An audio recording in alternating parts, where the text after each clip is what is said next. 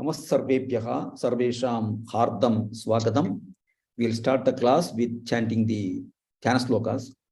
Krishno rakshadu man chara chara guruhu Krishna namasyamyaham Krishne namara shatravo vinikataha Krishnaya tasmai namaha Krishna deva samudhidam jagadidam Krishnasya dasosmyaham Krishne bhaktira chanjalasto bhagavan He Krishna tubhyan namaha Prapanna parijataya Totra vetraika panaye Jnana mudraya Krishnaya Gita mritatuhe namaha Vasudeva sutan devam Kamsa chanura mardanam Devaki paramanandam Krishna vande jagat gurum. Sarvesham punaswagatam. So we will continue this from the 36th sloka.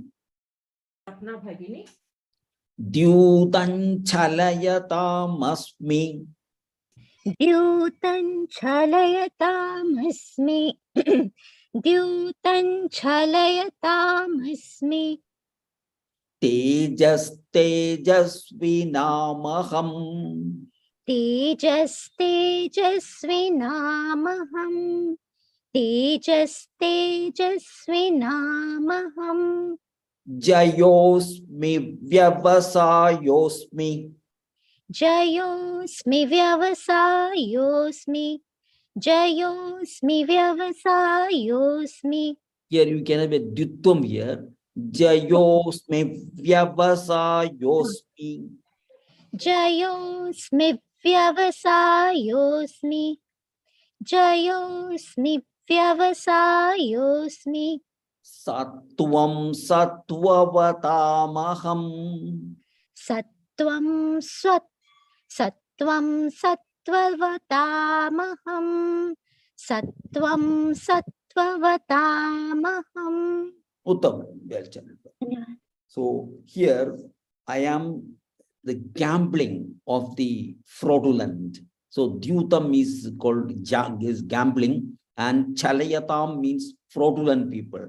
That is those who do dishonest things, those who do cheating and all. Say like robbery, forgery, fixing higher prices on things, and passing imitation articles as genuine. These are all fraudulent people, those who do cheating of others. So this dyutam, Bhagavan is telling, among these fraudulent acts is gambling. Gambling is also one fraudulent thing only. Dishonest thing, it can be fraudulent. Because here, this gambling is, though it is fraudulent, it is dishonest, it is still practiced. It is some gamblings are still legal, like horse racing. So you bet on horses. The horse racing, that is considered as legal here. And in the olden days, in the Mahabharata days, the kings used to do gambling with the dice. With the dice they used to do, and we know that in the Kauravas and Pandavas, they engaged in this game of dice, and you know how Pandavas lost all their property, all their kingdom, everything they lost, and they had to go to forests. So, so that is the gambling. But this gambling requires intelligence. Gambling, some kind of gambling requires intelligence. So that intelligence is part of the cosmic intelligence. So though this intelligence is used for bad purposes, dishonest things, but still it is intelligence. So Bhagavan is telling he is that intelligence. Whether it is that intelligence used for good purposes or bad purposes, he is that intelligence. So he manifests himself as that intelligence. And then Tejas Tejasvinamaham. So he is the Tejas, or the splendor, or that brightness or shining in people. So it is, some people are, from their very appearance, you can say they have got tejas is there, the good health and good upbringing or good physique and all that. So they shine. That is that tejas. In those tejasvis, I am that. I am that. The tejas in the tejasvis, I am that. And I am victory. Jayosmi. I am the victory. So victory need not be winning something, but it's also elimination of bad things. If you are able to eliminate bad qualities or bad habits, that itself is a victory. So I am that Jayam, that victory. And I am Vyavasayosmi. That is, the effort to execute good things. Vyavasaya means to be involved, or to be doing something, doing action something. So something doing with perseverance, trying to do something with perseverance. So that leads to a lot of great achievements. So it is that effort that takes man to the presence of the Lord. That effort which man takes to improve himself, to make better things, that effort is Bhagavan himself. So Bhagavan is manifested in these things. And Sattvam Sattvatamaham. That is, Sattvam is, the three gunas are there: Sattu Guna, Rajo Guna, Tamo Guna, and all that. So he represents the Sattu Guna, and in that Sattu Guna, he is that Sattvam, the Sattu Gunam. That is Brahman. That is also Bhagavan says here. So that's what Bhagavan says in this sloka. So Dyudan Chalayata, there is a Anuswara followed by Chakara. This is the Chavargam. So we use the fifth letter of that. In Dyudan Chalaya. We will not say Dyutam, Dyutan Chalaya. Dyutan Chalayata Masmi Tejasvinamaham Jayosmi Vyavasayosmi. Here there is a Ditvam here. Jayosmi Vyavasayos Vatvam Tattva Sadam. We'll continue. Prema Shriram Bhagini. Dyutan Chalayatam Dyutan Chalayatam Dyutan Chalayatam Tejasvinamaham Tejasvinamaham Tejasvinamaham Jayosmi Vyavasayosmi Jayosmi Vyavasayosmi Jayosmi Vyavasayosmi Sattvam Sattvatamaham Sattvam Sattvatamaham Sattvam Sattvatamaham. Uttamam, well channeled. Thank you, sir. Pushpa Bhagini. Dyutan Chalayatam Tejasvinamaham.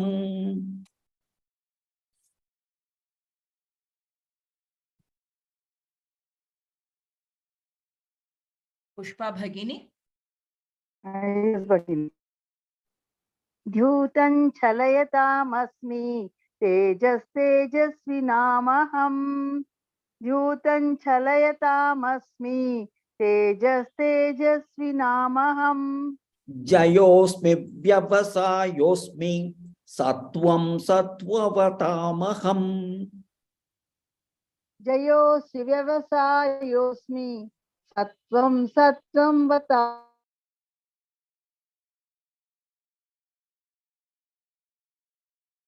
Sattvatamaham. Jayosmi Vyavasayosmi Jayosi Vyavasayosmi. Jayosi Vyavasayosmi. Are you getting me, Mahoday? Yes, but we are not chanting this Ditvam here. Jayosmi Vyavasayosmi.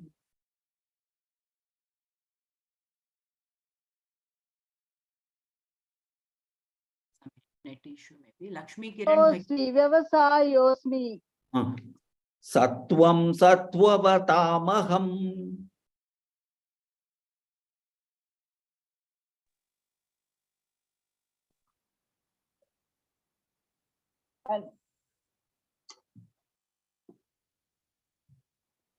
Yeah, you recite, Bhagini. Lakshmi. Do you want me to do, ma'am? Ah.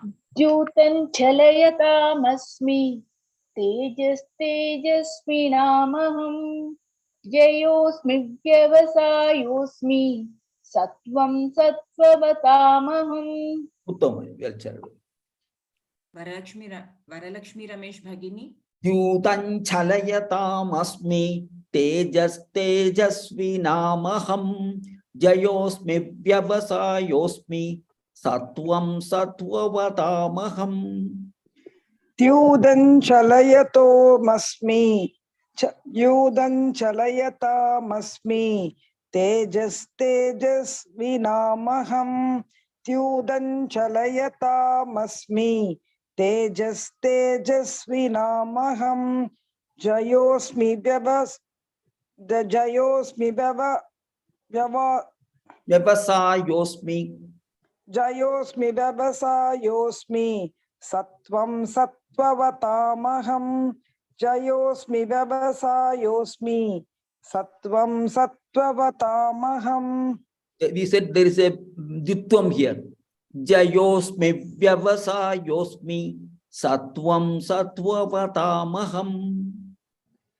Vyavasaya, after Vyavasaya, sir. No, Jayosmi vyavasayosmi. That vya.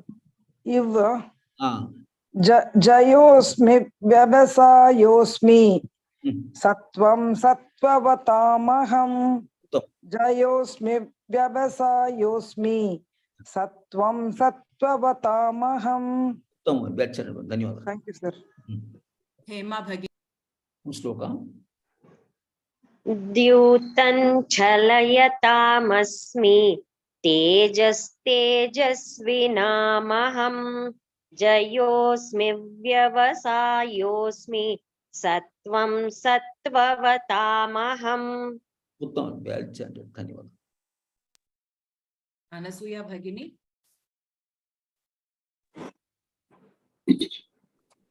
Tyutan chalayatamasmi tejasvinamaham jayosmi vyavasayosmi sattvam sattvatamaham. Uttama, well chanted. Dhanyawad. Raghunath Mahodaya. Prishnina vasudevosmi. Vrishina Vasudevosmi. Vrishina Vasudevosmi. Vrishnina. Vrishina Vasudevosmi. Vrishina Vasudevosmi. Pandavanan dhananjayaha. Pandavanan Dhananjayaha. Pandavanan Dhananjayaha. Muninamapyahau vyasaha. Muninamapyahau vyasaha. Muninamapyahau vyasaha. Kavinamushana kavihi. Kavina Mushana Kavihi. Kavina Mushana Kavihi. Uttam, well chanted. So, of the Vrishnis, Vrishninam, I am Vasudeva. So the Yadavas had come from the Vrishni race. That Yadava, Sri Krishna belongs to the Yadava race. So Yadava race, they have come from the Vrishni race. So they are called Vrishnis. So Krishna was the son of Vasudeva. So Vasudeva, son, so he is Vasudeva. So he is called Vasudeva. Vasudeva's son is called Vasudeva. So he is the best among the Yadavas. It's evident he is the best among the Vasudeva is the best among the Vrishni race. So of the Vrishnis, I am the Vasudeva. So this is Bhagavan says here. And Pandavanan Dhananjayaka. So among the Pandavas, I am Dhananjaya. So Arjuna is called Dhananjaya because what he did was when he was they were ruling the kingdom, he people had so many other kings had amassed sort of wealth by good or bad means they had amassed a lot of wealth. So he took away those wealth and distributed to for good purposes. He utilized them for good purposes. From the wealth that was stored by other kings, other dependent kings, he took the money and distributed and did it, used it for good work purposes, useful purposes. So that's why it's called Dhananjaya. And Arjuna, Bhagavan is telling Pandavanam, I am Dhananjaya, he is telling. Why he is choosing the Arjuna? Why he didn't choose Yudhishthira among the Pandavas? So why he chose? Because he reminds Arjuna that there is no individuality apart from the Lord. Everybody is Lord only. Arjuna is also a Lord only. The Bhagavan only. That because Arjuna was there, it was directly addressing Arjuna. So he told Arjuna's name. So he is among Pandavas, he is Arjuna, he told. So this is the position of all beings. All beings are manifestations of Brahman only. So when a person comes to know that he is the representation of Brahman, then he will be rid of all his conflicts. All his complications will go away and he will become very peaceful and he will give all his sorrows will end when he knows that Brahman is existing in himself. So, and Muninam apyahau vyasaha. So, among the Munis are who turn their mind within and realize definite divinity there. They realize their own divinity by turning their attention on themselves. So, sage Vyasa is the one who has become just like that. That sort of a Muni, and he is a perfect Jnani, sage Vyasa. He is also known as Veda Vyasa. So, because he divided the Vedas into 4 Vedas, Rig Veda, Yajur Veda, Samveda, that's why it's called Veda Vyasa. And also he is called Badarayana. He has got other names also, Krishna Dvaipayana, and all that. So, that's why he is among the Munis. Bhagavan is Vyasaha and Kavina, that is who had intuitive knowledge of things, was a Kavi. In the olden days, Kavi was a person who had intuitive knowledge. But in the modern times, it is Kavi means those who write poems. They are called Kavis. In this present day, in the olden days, it was people who had intuitive knowledge. So among the Kavis, Ushana Kavi was a very famous figure. Ushana Kavi. He is also known as Shukra. So he had the power to bring the dead people to life. That sort of a power he had. So he gave training to Asuras. So they became very powerful because he gave them training. They became very powerful. So this is Kavinam Ushana Kavi. So I am Ushana Kavihi among Kavis. I am Vyasaha again among Munis. I am Dhananjayaka among Pandavas. And I am Vasudevaha among Vrishnis. Vrishni race, the Vrishni race. So here, Vrishni now Vasudevosmi. There is a will come. Vrishni now Vasudevosmi. Pandavanan Dhananjayaka. Pandavanan Dhananjayaka. Muninam api aham Vyasaha. That is Muninam apyahau Vyasaha. Muninam apyahau Vyasaha. Again, this same Vyasaha, Kavina, Mushana, Kavihi. Will continue. Mahodaya, Yes. Shukracharya Daityara Guru alva? Avaru Kavi kuda hauda? Ma'am, I don't know much. I don't know. Okay. I will check up that thing. I don't. So Daityas, is it? Daityas, the Kiranyakashipu and all that we told about Daitya. Asurara Guru anta untu. Asurara Guru, that's what. Shukracharya. Shukracharya, that's what because he gave training to Asuras, they became powerful because the Shukracharya gave training to them. Okay. Shukracharya has got a lot of psychic powers he had. Oh. ನಾನು ದೈತ್ಯರ ಗುರು ಅಂತ ಮಾತ್ರ ಕೇಳಿದ್ದೆ ಅದಕ್ಕೆ. Okay. Thank you. Okay. Supriya Bhagini. Krishnina Vasudevosmi.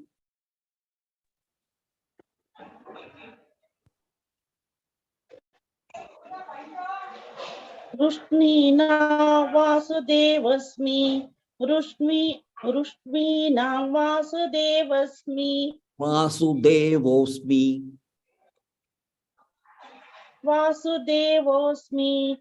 Rushmina Vasudevosmi. Pandavanan Dhananjayaha. Pandavanandhananjayaha. Pandavanandhananjayaha. Muninamapyahau Vyasaha. Muninamapyahau Vyasaha. Muninamapyahau Vyasaha. Kavinamushana Kavihi.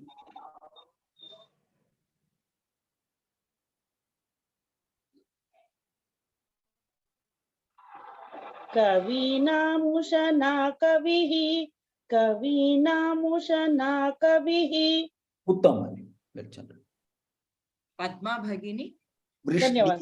Krishnina Vasudevosmi. Pandavanan Dhananjayaha. Krishnina Vasudevosmi. Pandavanan Dhananjayaha. Krishnina Vasudevosmi. Pandavanan Dhananjayaha. Muninamapyahau Vyasaha. Kavinamushana Kavihi. Muninamapyahau Vyasaha. Kavinamushana Kavihi. Muninamapyahau Vyasaha. Kavinamushana Kavihi. Well challenged. Golak Mahodaya. Krishnina Vasudevosmi. Pandavanan Dhananjayaha. Krishnina Vasudevosmi. Pandavanan Dhananjayaha. Krishnina Vasudevosmi. Pandavanan Dhananjayaha. Muninamapyahau Vyasaha. Kavinamushana Kavihi. Muninamapyahau Vyasaha. Kavinamushana Kavihi. Muninamapyahau Vyasaha. Kavinamushana Kavihi. Uttam, well chanted. Dhanyawad. Vinoda Bhagini. Krishnina Vasudevosmi. Pandavanan Dhananjayaha. Muninamapyahau Vyasaha. Kavinamushana Kavihi. Krishnina Vasudevosmi. Pandavanan Dhananjayaha. Muninamapyahau Vyasaha. Kavinamushana Kavihi. Uttam, well chanted. Kanchana Shriram Bhagini. Krishnina Vasudevosmi. Pandavanan Dhananjaya. Muninamapyahau Vyasaha. Kavinamushana Kavihi. Uttam, well chanted. Lakshmi HS Bhagini. Krishnina Vasudevosmi. Pandavanan Dhananjayaha. Muninamapyahau Vyasaha.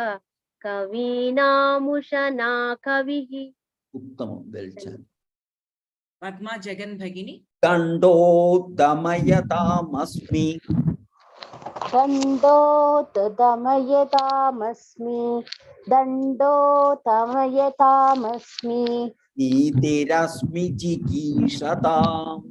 नीतिरस्मि जिगीषताम् नीतिरस्मि जिगीषताम् Maunam Chaivasmi Guhyanam. मौनं चैवास्मि गुह्यानाम् मौनं चैवास्मि गुह्यानाम् Jnanam Jnanavatamaham. ज्ञानञ्ज्ञानवतामहं ज्ञानञ्ज्ञानवतामहम्. Tamam, well chanted. Dhanyavadaha. So dando damayatam asmi, that is of the punishers, those who punish, for those who do offense, I am the scepter. Scepter is something that the kings keep as an emblem of their power and their power to control their prajas, their citizens. So the duty of the monarch is to mete out punishment. Those who do offense have to be punished properly. Otherwise, then only they'll have the fear of not committing offense, and also others will also learn a lesson that they will be punished if they do offense. So this is punishment is therefore the grace of the Lord in this. So, and it has come in this shape, that is, he is the scepter, like the scepter, as a punishment from the Lord. So here it's mentioned here that the diseases and ailments of people are punishments awarded by nature for known and unknown irregularities in life. So in life, if they do things which are not according to nature, according to this thing, they will be punished. And that will be, the bad punishment will be in the form of diseases and ailments. So, Ishvara is not only come in the form of Yama. We've seen previously, we have seen Yama. He comes as Yama and no consideration for anybody. He takes the life of people without any consideration. So see, Bhagavan is acting as Yama, as well also he also has the functions of a scepter, that is controlling people or punishing them when they commit offense. So this is that he is scepter. So as he is of the punishers, he is the scepter, and those who seek victory, Jigishata, those who are in those who are having desire to succeed, for them, among them, I am the Niti. So Niti is here referred to as the statesmanship. The statesmanship means the right attitude and the right. So those who want to succeed, they should have the right attitude and the right relationship with people, and also the right actions. So that is Niti. So any victory by wrongful means is not victory. It won't be lasting. So victory has to be through only noble means. So noble means alone will lead to noble ends, and adoption of a sound policy in mutual relationship is statesmanship. So he should not, when he aspires for victory, he should not spoil his relationship with people. He should have good relationship, such a relationship that will prompt him and push him to further and further victory. That is statesmanship. That is full of divinity. That sort of statesmanship is divinity itself. Bhagavan's, Brahman's presence is there in that statesmanship. And the secret, and of the secrets, I am also the silence. So secret is that which we don't tell others for valid reasons. Several secrets the governments keep, the people keep, so that others don't come to know of those, don't get that knowledge. They are not aware of that. So the God knowledge, the knowledge about God, remains a secret to majority of the people.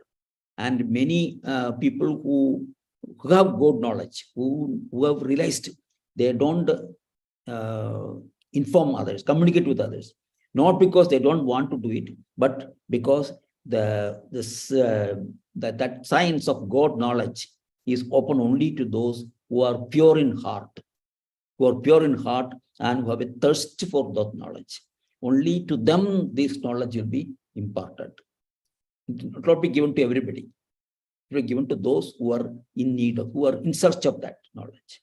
And in nature, everything, there is a vibration, everything is vibration, and there is a lot of sound, but silence is not therefore in nature, but Brahman is silence.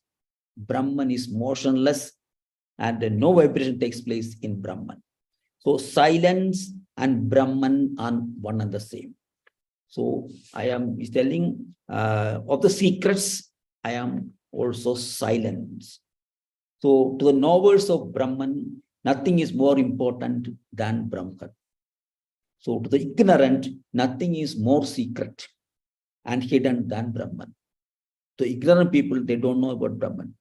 So it is a secret for them. That secret, they don't know that secret. But for those who know Brahman, everything is Brahman. So this is what Bhagavan says here. So I am also silence, and I am also wisdom of the wise. So in the universe, there are the people who want to know that knowers, knowledge, and the object known. So the process of knowing. So when one wants to know oneself, so what that knower does, he turns inward and looks for knowledge in himself, not outside. He looks into himself and gets the knowledge, and he is the knower, and he is also the knowledge. Everything is there in him. That he is trying to know about himself, and who is doing that? Himself is doing that. So that is that's Atma Vidya. That is the self-knowledge. So here the object and subject are the same. That is who is trying to know, and what is to be known is himself only. So referring to this self-knowledge, the Lord says, I am the wisdom of the wise. So this is what is the that as attempt, or that effort to know oneself. That is Brahman himself. That's what Bhagavan says here. So that is jnanam jnanavatamaham. That knowledge, that wisdom, that wisdom of that knowing oneself, that interest in oneself, that I am. They are wise people. They don't go outside and search for truth or Brahman. They search themselves, because they represent the entire thing. One single person represents the entire humanity. You see, Brahman is there everywhere. So why should he go and search outside for knowing about Brahman? He can search within himself for Brahman. So this is what Bhagavan says here. So dando damayatam, this dirka, dando damayatam asmi, niti rasmi jigishatam, maunanchaivasmi, maunanchaiva. Cha is coming, so fifth letter is nya.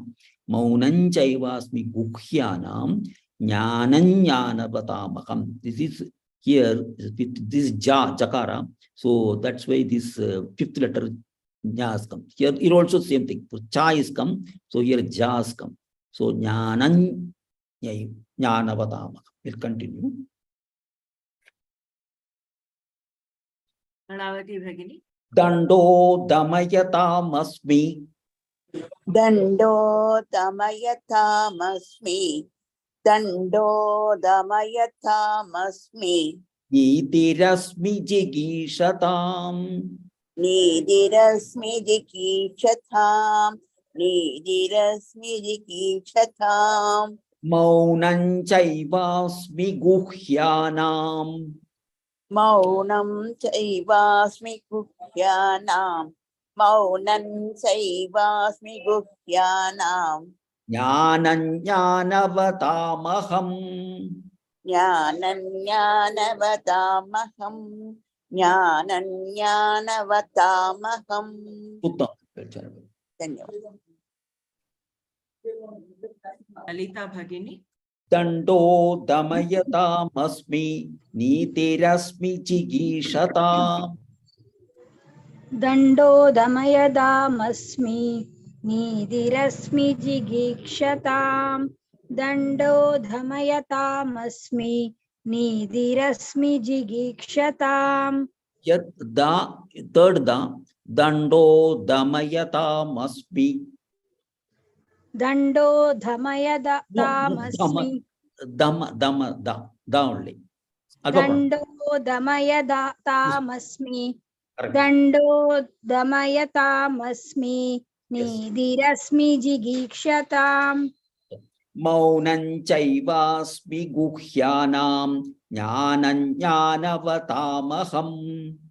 Maunam chaivasmi guhyanam jnanam jnanavatamaham. Maunam chaivasmi guhyanam jnanam jnanavatamaham. Uttam. Thank you. Meenakshi Bhagini. Dando damayatam nitirasmi jigishatam maunam chaivasmi guhyanam jnanam jnanavatamaham. Dando damayatamasmi nitirasmi jigishatam maunam chaivasmi guhyanam jnanavatamaham. Uttam. Well. Sapna Bhagini. Dando damayatamasmi nitirasmi jigishatam maunam chaivasmi guhyanam jnanam jnanavatamaham. Guhyanam. Here. Guhyanam. Guhyanam. Not guhyanam. Guhyanam. Guhyanam. Maunam chaivasmi guhyanam. Not guhyanam. Guhya. Guhyanam. Guhyanam. Maunam chaivasmi guhyanam. Okay. Yeah. Okay. Dhanyavadaha. Lakshmi Kiran Bhagini. Dando damayatamasmi nitirasmi jigishatam maunam chaivasmi guhyanam jnanam jnanavatamaham. Here, maunam chaivasmi. Maunam chaivasmi guhyanam. Uttam. Hema Bhagini. Dando damayatamasmi nitirasmi jigishatam maunam chaivasmi guhyanam jnanam jnanavatamaham. Uttam. Thank you. Kanchana Bhagini. Yachapi sarvabhutanam. Yachapi sarvabhutanam Bijan tadaham Arjuna. Bijan tadaham Arjuna Na tadasti vina yat syat. na tadasti vinayasyat Maya bhutan characharam. maya bhutan characharam. Uttam.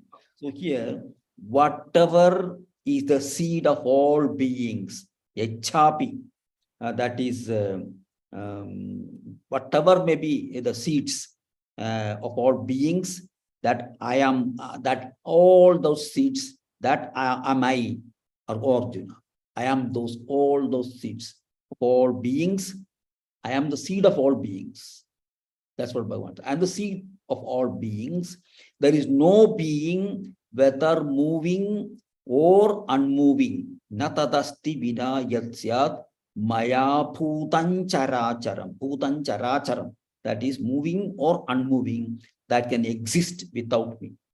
Natadasti vina yatsyat maya bhutan characharam. They cannot exist without me. All seeds of all beings are me only. So it may be summed up that the varieties of existence at all levels, the moving and the unmoving, have all taken their source in Brahman. Brahman only. So this is what Bhagavan finally concludes by saying that he has been telling many vibhutis, and now he says for everything the seed is himself. So Sarvabhutana Bijan Tadaham Arjuna. Bijan. So because Anuswara for Takara is Bhutan Characharam. We'll continue. Varalakshmi Ramesh Bhagini. Yachapi Sarvabhutanam. Yachapi sarvabhutanam. Yachapi sarvabhutanam. Bijan Tadaham Arjuna. Bijantatah marjuna. Bijantatah marjuna. Natadasti vina yat syat. Natatasti vinatyastyat. Natatasti vinayatyat. Maya bhutan characharam. Maya budhan characharam. Maya budhan characharam. Uttam. Thank you. Vinoda Bhagini. Yachapi sarvabhutanam bijan tadaham arjuna. Yachapi sarvabhutanam bijam tadaham arjuna. Yachapi sarvabhutanam bijam tadaham arjuna. Natadasti vina yat syat maya bhutan characharam. Na tadasti vina yat syat maya bhutan characharam. Na tadasti vina yat syat maya bhutan characharam. Uttam. Dhanyawad. Meenakshi Bhagini. Yachapi sarvabhutanam bijan tadaham arjuna. Natadasti vina yat syat maya bhutan characharam. Yachapi sarvabhutanam bijam tadaham arjuna na tadasti vina yat syat maya bhutan characharam. Uttam. Well chanted. Golak Mahodaya.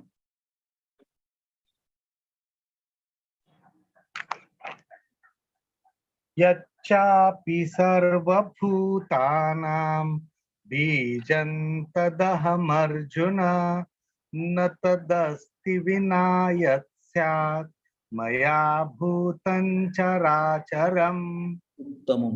Uttam. Raghunath Mahodaya. Yachapi sarvabhutanam bijam tadaham arjuna natadasti vina yat syat maya bhutan characharam. Uttam. Anasuya Bhagini. Nantoste mama divyanam. Nantosti mama divyanam. Nantosti mama divyanam. Vibhutinam parantapa. Vibhutinam parantapa. Vibhutinam parantapa. Yesha tu desatah proktaha. Esha tu deshat proktaha. Esha tu deshat proktaha. Yeta tu desatah Yesha tu desatah proktaha. Esha tu deshat proktaha. Esha tu deshat proktaha. Vibhutervistaro maya. Vibhutervistaro maya. Vibhutervistaro maya. Uttam. Well chanted. So, Nantosti mama divyanam vibhutinam parantapa. Oh parantapa, this parantapa is other places you can see parantapa. Now here is parantapa. This is Anuswara is replaced by Nakara parantapa. Oh parantapa. There is no end. Nantosti na antahasti. There is no end to my divine manifestations. Divyanam vibhutinam. Mama, my divine manifestations, there is no end. Oh Parantapa. So this is only a brief exposition of me.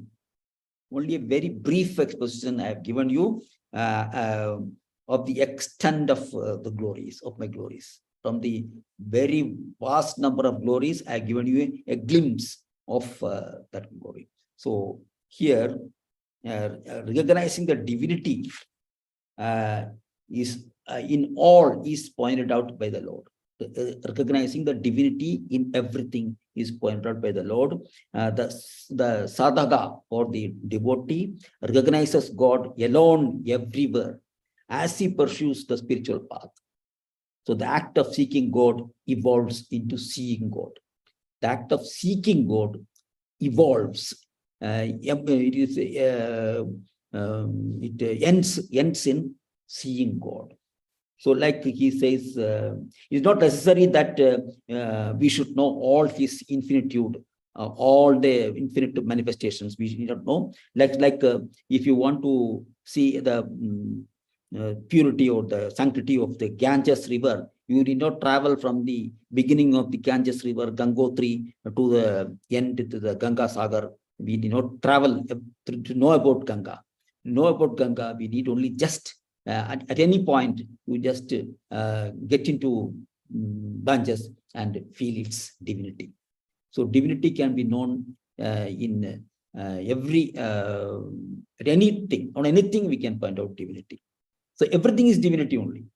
So they need not necessarily see the entire divinity. If you see divinity in something, one thing, it is sufficient, as if it has you have known the entire divinity. So this is what Bhagavan says here.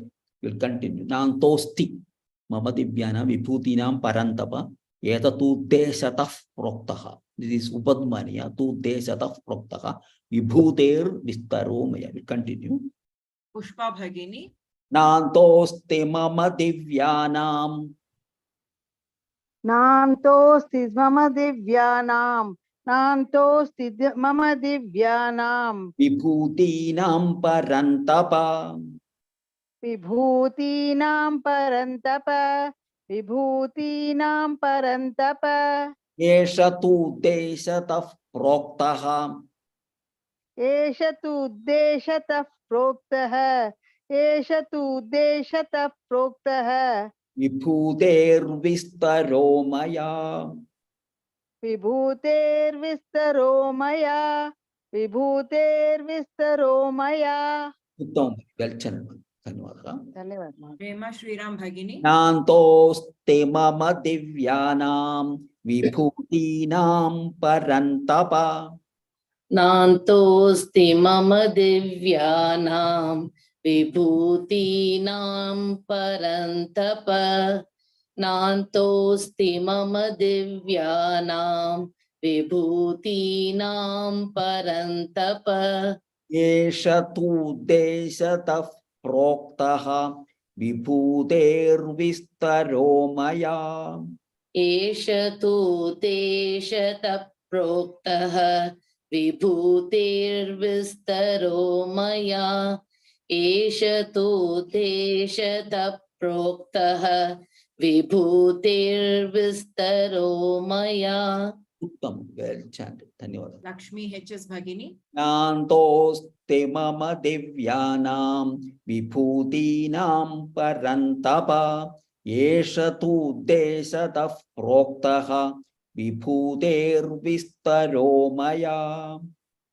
Nantosti mama divyanam vibhutinam parantapa yesha tu deshatah proktaha vibhuter vistaro maya. Sorry. Kanchana Shriram Bhagini. शान्तोऽस्ति मम दिव्यानां विभूतीनां परन्तप एष तु तद्वे एष तु द्वे Tu desha, da, double da. एष दूतेश Tu desha da. दुदेशतः Tu ta, first ta, tu desha. दुदेशतः Esha tu desha da. एतत्तुद्देशतः प्रोक्तः विभूतिविस्तरो मया Esha tu deshatah proktaha. एष तु देशतः प्रोक्तः विभूतेर्विस्तरो मया एष तु देशतः प्रोक्तः विभूतेर्विस्तरो मया रत्ना भगिनी नान्तोऽस्ति मम दिव्यानां विभूतीनां परन्तप एष तु देशतः प्रोक्तः विभूतेर्विस्तरो मया. Uttamam, dhanyavadah. Well chanted. So, samapayamaha will conclude with the Shanti mantra. Om Purnamadah Purnamidam Purnat Purnamudachyate Purnasya Purnamadaya Purnameva Vasishyate. Om Shanti Shanti Shanti. Dhanyavadaha Punarmilamaka Ram Ram Ram. Thank you, sir. Ram Ram. Shri Guru Bhyo Namaha.